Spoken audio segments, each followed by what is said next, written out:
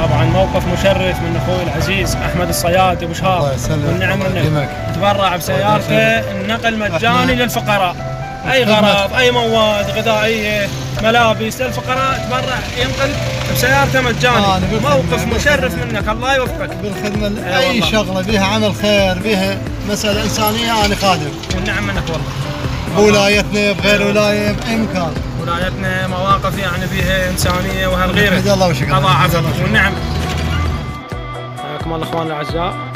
هاي عندنا ملابس اهل الغيره والخير، تبرعوا بهاي الملابس، بنطلونات وملابس نظيفه وجديده مال اطفال ومال شباب ومال بنات، وصوبات 2.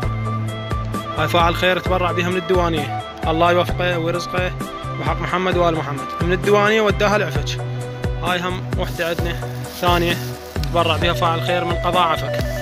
وهاي ستر، قماصي، بنطلونات، احذيه، هسه ان شاء الله راح نوصلهم. الله يوفق الناس اللي تبرعت، الناس اللي تثق بينا، الله يوفقهم بحق محمد وآل محمد، ومشكورين وجزاهم الله خير. نزل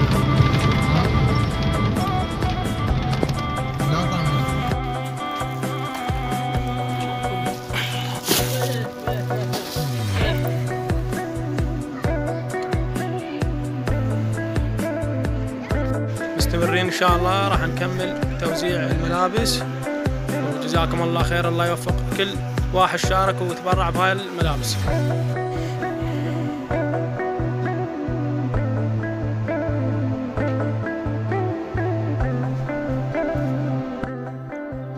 لليوم الثالث الحمد لله كملنا توزيع صوبات، 3 صوبات ل3 عوائل، والملابس هم كملنا توزيع حين.